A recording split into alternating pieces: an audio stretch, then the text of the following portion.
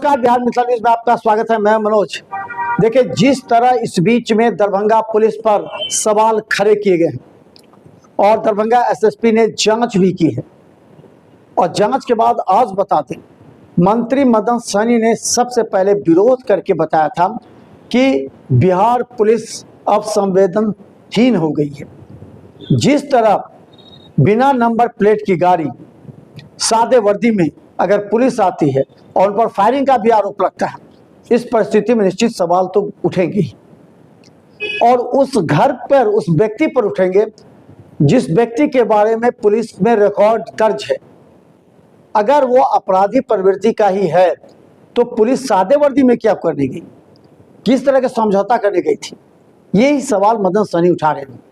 अगर अपराधी है तो उसे पूछताछ के लिए थाने ले जाइए, लेकिन उसे किस तरह के समझौता की बात करने के लिए गई थी। इसीलिए आज डीआईजी वहां पहुंचे थे और वहां आसपास के लोगों से मुलाकात की, इस घटना की जांच की और इसके बाद वो दरभंगा एसएसपी से मुलाकात करेंगे। देखिए, ये मामला गंभीर नहीं है। कई जगह ऐसे मामले होते हैं जहां सादे वर्दी में पुलिस जांच के लिए जाती है, लेकिन जहां मामला होता है वहां जिस व्यक्ति पर, जिसने ये आत्महत्या की है, उस व्यक्ति पर आखिर सादे वर्दी में जाने का कारण न आसपास के लोगों को समझ में आ रहा है, न मंत्री मदन सहनी को समझ में आ रहा है, न पुलिस को समझ में आ रहा है। आखिर ये है क्या? ऐसे में पुलिस पर सवाल अगर उठते हैं तो ये जवाब देना भी पुलिस का अधिकार है। दरभंगा एसएसपी काफी ईमानदारी से निष्ठापूर्वक कार्य करते हैं, लेकिन सवाल ये है, क्या उनके अधीनस्थ काम करने वाले थाना प्रभारी या दरोगा इस तरह के कार्य कर अपने अधिकारी को सूचित करते हैं या उनसे सलाह लेते हैं? देखिए, ये सवाल काफ़ी अहम है, क्योंकि सभी जानते हैं जिसने पुलिस के दबाव में उस मोबाइल अभी तक ये चर्चा हो रही है, आखिर उस मोबाइल में था क्या जो इतने मजबूर कर दिया उस व्यक्ति को आत्महत्या करने के लिए। लेकिन पुलिस अभी तक इसको राज बनाई हुई है।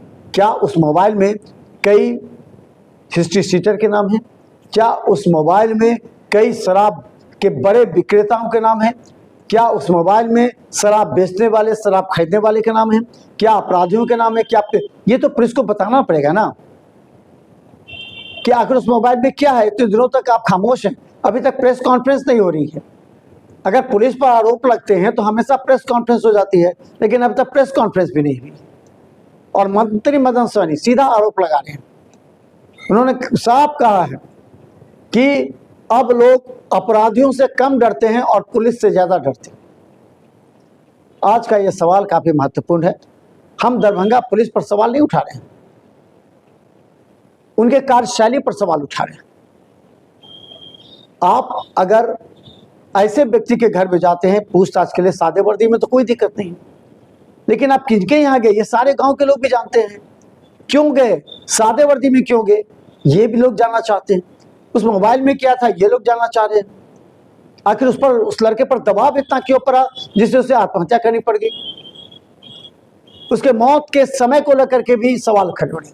कुछ लोग का कहना 12 बजे मौत हुई, कुछ लोग कहना 3 बजे हुई, और इस बीच में ही सादे वर्दी में 2-3 आ गए थे जिनके मोटरसाइकिल को जब्त कर लिया गया ग्रामीणों के द्वारा।